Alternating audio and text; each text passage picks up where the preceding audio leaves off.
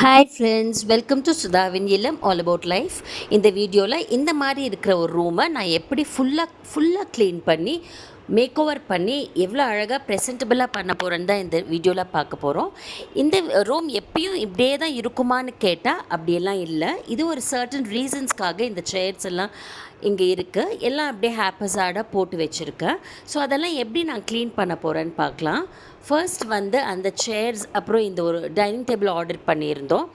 அந்த table, extra table எல்லாம் நாங்கள் வந்து இன்னொரு இடத்துக்கு ஷிஃப்ட் பண்ண போகிறோம். அதுக்காக நாங்கள் எங்கள் செக்யூரிட்டியோட ஹெல்ப்பை எடுத்துக்கிட்டோம். அவர் வந்து ஒன்று ஒன்றா எடுத்துகிட்டு போய் அந்த ஒரு டெசிக்னேட்டட் பிளேஸில் இதெல்லாம் வச்சு ரூமை வந்து காலி பண்ணி கொடுத்தாரு. ஸோ ப்ரீவியஸ் ஈவினிங் இது தான் பண்ணோம். அந்த ஸ்க்ரீனெல்லாம் எடுத்து அதெல்லாம் வாஷுக்கு போட்டுட்டோம். இந்த அளவுக்கு நாங்கள் டீப் கிளீனிங் எதுக்கு பண்ணுறோன்னா, எங்களுக்கு ரொம்ப ஸ்பெஷலான எங்கள் க்ளோஸ் டு ஹார்ட்டாக இருக்கிற ஒரு பர்சன் வரப்போகிறாரு. அதுக்காக தான் இதெல்லாம் பண்ணுறோம். இதெல்லாம் நாங்கள் ப்ரீவியஸ் ஈவினிங் பண்ணிவிட்டு ரிமைனிங் ஒர்க்கெல்லாம் நெக்ஸ்ட் டே காலையில் பண்ணிக்கலான்னு அதோடு அன்றைக்கி அந்த டே முடிச்சுக்கிட்டோம். நெக்ஸ்ட் டே மார்னிங் நம்ம க்ளீன் பண்ணுற டைமில் அந்த ஹேர் ஆயிலும் கொஞ்சம் அப்ளை பண்ணிக்கலான்னு சொல்லிட்டு கேஸ்டர் ஆயிலும் கோகோனட் ஆயிலும் எடுத்துக்கிட்டேன். கேஸ்டர் ஆயில் கொஞ்சமாகவும் கோகோனட் ஆயில் கொஞ்சம் ஜாஸ்தியாகவும் எடுத்துக்கிட்டு நான் ஃபஸ்ட்டே காட்டின மாதிரி டபுள் பாயிலிங் மெத்தடில் நல்லா அந்த ஆயிலை ஹீட் பண்ணிவிட்டு நல்லா ஸ்கேல்ப்புக்கு நல்லா போட்டு மசாஜ் பண்ணிக்கிட்டேன். ஆயிலெல்லாம் நல்லா மசாஜ் பண்ணிவிட்டு ஷவர் கேப் போட்டுட்டு சரி ரூம் க்ளீன் பண்ண ஸ்டார்ட் பண்ணலாம். இப்போ ஸ்டார்ட் பண்ணால் தான் கரெக்டாக இருக்கும்னு சொல்லிவிட்டு க்ளீன் பண்ண ஸ்டார்ட் பண்ணிட்டேன். அன்றைக்கி பிரேக்ஃபாஸ்ட் வந்து ரொம்ப சிம்பிளாக தான் வச்சுட்டேன். ஏன்னா இந்த க்ளீனிங் வேலையே எவ்வளோ ஹவர்ஸ் ஆகும்னு எனக்கு தெரியல. ஸோ பிரேக்ஃபாஸ்ட் சிம்பிளாக வச்சுட்டு க்ளீன் பண்ண ஸ்டார்ட் பண்ணிட்டேன். ஃபஸ்ட்டு நான் என்ன பண்ணேன்னா, பில்லோ கவர்ஸ், பெட்ஷீட்ஸ் எல்லாம் ரிமூவ் பண்ணிட்டேன். ஏன்னா அது மேலே டெஃபினட்டாக குப்பை சேரும்.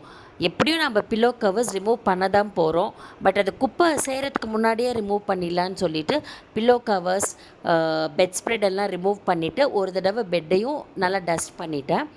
அப்புறம் வந்து ஒரு பவுலில் வந்து தண்ணியும் லிக்விட் டிஷ்வாஷரும் எடுத்துகிட்டு ஃபஸ்ட்டு ஜன்னல் க்ளீனிங்லேருந்து ஸ்டார்ட் பண்ணேன்.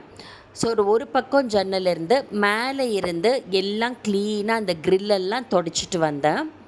ஸ்டார்ட் பண்ணுறப்ப எனக்கே கொஞ்சம் பயமாக தான் இருக்குது. ஐயோ, இவ்வளோ வேலை இருக்குது, இவ்வளோ க்ளீனிங் பண்ணணுமே, நம்மளால் முடியுமா முடியாதான்னு ஒரு சின்னதாக ஒரு பயம் வந்துச்சு. பட் கண்டிப்பாக நம்மளால் முடியும் அப்படின்னு நினச்சிட்டு ஒன்று ஒன்றா நான் ஃபினிஷ் பண்ணிகிட்டே வந்தேன். அந்த மாதிரி பண்ணதுனால எனக்கு ரொம்ப நல்லா ஃபுல்லாகவே க்ளீன் பண்ணிட்டேன். இந்த மாதிரி பாருங்கள், விண்டோ கீழெல்லாம் அந்த நேரோ ஸ்பேசஸ் எல்லாம் இருக்குது பாருங்கள். அதெல்லாம் க்ளீன் பண்ண இந்த மாதிரி அமேசானில் இந்த ப்ரஷ் கிடைக்குது. விண்டோ சில் க்ளீனிங் ப்ரஷ்ஷுன்னு போட்டிங்கன்னா இந்த மாதிரி ப்ரஷ் கிடைக்கும். அதையும் ஆர்டர் பண்ணி ஃபஸ்ட்டே பிளான் பண்ணி ஆர்டர் பண்ணி வச்சுருந்தேன். அந்த ப்ரஷ்ஷை யூஸ் பண்ணிவிட்டு இந்த விண்டோ சில்லெல்லாம் இந்த நேரோ ஸ்பேசஸ் எல்லாம் க்ளீனாக எல்லாமே எல்லா டஸ்ட்டும் ப்ரஷ் பண்ணி விட்டுட்டேன். அது எப்படி தான் இந்த அளவுக்கு டஸ்ட் சேருதுன்னே தெரியல. In fact most of the time இந்த ரூமில் விண்டோஸ் ஓப்பன் பண்ணுறதே இல்லை. அட்லீஸ்ட் அந்த கிளாஸஸ் வந்து க்ளோஸ் பண்ணி தான் வச்சுருப்போம். அப்படி வச்சியும் நிறைய டஸ்ட் சேர்ந்துருக்கு. அப்பப்பையும் க்ளீன் பண்ணியுமே இப்படி தான் இருந்துச்சு. ஸோ இன்றைக்கி வந்து எப்பயும் க்ளீன் பண்ணுறதை விட எக்ஸ்ட்ரா க்ளீனிங் தான். ஒரு தடவைக்கு 2 தடவை ஒரு க்ரில்லும் நல்லா போட்டு அழுத்தி தொடச்சி நல்லா ஸ்பார்க்லிங் க்ளீனாக பண்ணிட்டேன். இந்த விண்டோ க்ரில் இந்த மாதிரி இருந்துச்சுன்னா நமக்கு ரொம்ப கஷ்டம் க்ளீன் பண்ணுறது. அதுவும் நாங்கள் மேலே ஃப்ளோரில் இருக்கிறோமா, வெளியில் இருந்தும் நம்மளால் க்ளீன் பண்ண முடியாது. உள்ளே இருந்து தான் க்ளீன் பண்ணணும். ஸோ நம்ம ஒரு வீடு வாங்குறதா இருந்தாலும் கட்டுறதா இருந்தாலும் அந்த ஜன்னலெல்லாம் நமக்கு ஈஸியாக க்ளீன் பண்ணுற மாதிரி நம்ம அந்த க்ரில்ஸ் எல்லாம் போட்டுக்கணும். ஜன்னலெல்லாம் க்ளீன் பண்ணிவிட்டு நெக்ஸ்ட்டு கூலர் க்ளீன் பண்ணேன். கூலருக்கும் அதே மாதிரி தான் தண்ணியில் லிக்விட் டிட்டர்ஜென்ட் போட்டுட்டு நல்லா இந்த மாதிரி துணி எடுத்துட்டு நல்லா இந்த கார்னர்ஸ் எல்லாமும் கூட க்ளீன் ஆகிற மாதிரி நல்லா ஒரு பிளேடாக உக்காந்து தொடச்சி எல்லாம் க்ளீன் பண்ணேன். இந்த ரிக்ளைனர் சேர் வாங்கின புதுசில் எனக்கு இதில் உட்காரத்துக்கே ரொம்ப பயமாக இருக்கும். அது என்னமோ உட்காந்தா உள்ளே அப்படியே ஃபுல்லாக அப்படியே உள்ளே போகிற மாதிரியே இருக்கும். அதனால் அதுவும் இந்த ரொட்டேட் வேறு பண்ணும் பாருங்கள். அதனால் எனக்கு அது ஒரு மாதிரி அன்சேஃபாகவே இருக்கும் இதில் உக்காந்தா.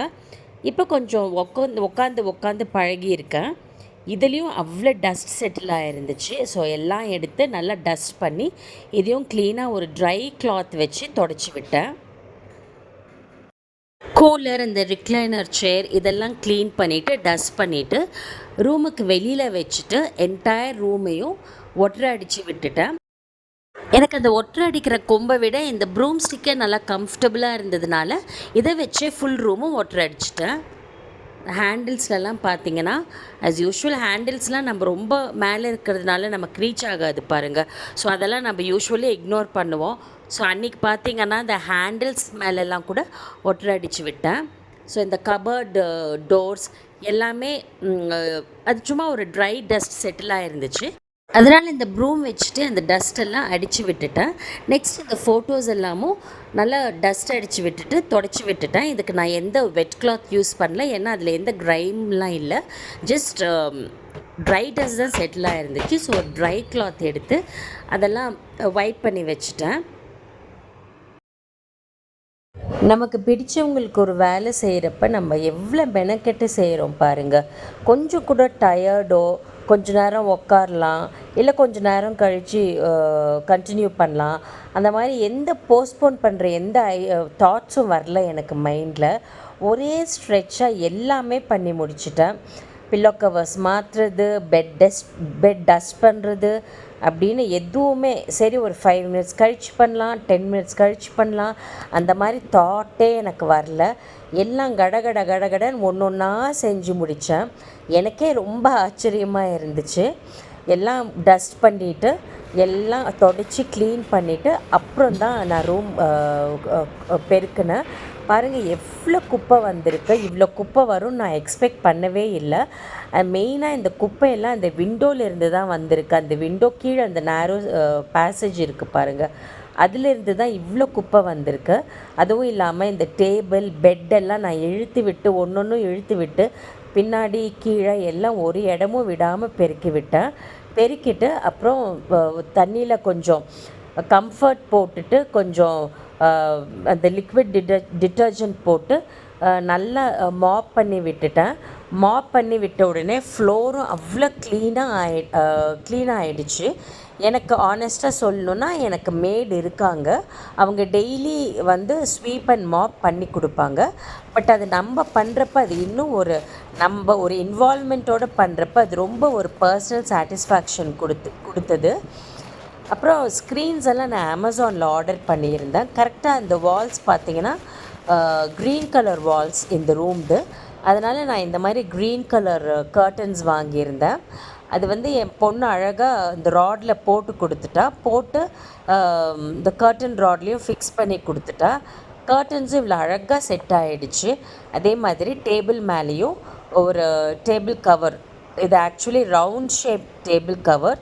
ஒரு எக்ஸிபிஷன், இந்த ஜெய்ப்பூர் எக்ஸிபிஷன் வரும் பாருங்கள், அதில் வாங்கின டேபிள் கவர், அதுவும் போட்டு விட்டுட்டேன். அப்புறம் இந்த ஸ்மால் பிளான்ட் அமேசான்லேருந்து வாங்கியிருந்தேன். ஆக்சுவலி நான் ஆர்டர் பண்ணப்போ இவ்வளோ சின்னதாக வரும்னு நான் நினைக்கல. ஆனால் பார்த்தா இவ்வளோ சின்னதாக தான் வந்துச்சு. சரி பரவாயில்ல, டேபிள் மேலே வைக்கிறதுக்கு இல்லை கீழே ஒரு நல்ல பியூட்டிஃபுல்லான ஒரு ஃப்ளவர் வேஸில் வைக்கிறதுக்கு ரொம்ப அழகாக இருக்குன்னு சொல்லிவிட்டு அப்படியே ரிட்டர்ன் பண்ணாமல் வச்சுட்டேன். அதையும் இந்த மாதிரி ஒரு மெட்டல் கோல்ட் கோட்டட் மெட்டல் ஸ்டாண்டில் போட்டு ஒரு கார்னரில் அதுக்கு சூட்டபிளாக வச்சுட்டேன். இந்த ஒரு செராமிக் ஃப்ளவர் வேஸில் இது நான் என் ஷாப்பிங் விலாகில் காட்டியிருப்பேன். இதில் இந்த ஆமண்டஸ் ஃப்ளவர்ஸ் போட்டு அதுவும் டேபிள் மேலே ஒரு பக்கம் அரேஞ்ச் பண்ணிவிட்டு க்ளீனாக ஃப்ரெஷ்ஷாக கிறிஸ்பாக இருக்கிற ஒரு பெட்ஷீட் எடுத்து பெட்ஷீட்டுக்கு போட்டு விட்டுட்டேன். நான் வந்து அந்த ஃப்ளோர் மேட் கூட நான் விடலை, அதையும் சேஞ்ச் பண்ணி விட்டுட்டேன். ஈச் அண்ட் எவ்ரி பிளேஸ் பார்க்குறதுக்கு புதுசாக க்ளீனாக இருக்கணும்னு என் மைண்டில் இருந்துச்சு. ஸோ எல்லாத்தையும் நான் அந்த மாதிரி நான் நினச்ச மாதிரியே எல்லாத்தையுமே இம்ப்ளிமெண்ட் பண்ணிட்டேன். இதெல்லாம் பண்ணி முடிக்கிறதுக்கு எனக்கு 2 hours ஆச்சு. ரூம் மேக் ஓவர் அவுட்கம்மை பார்த்தா every minute of the 2 hours worth இட்னு தோணுச்சு.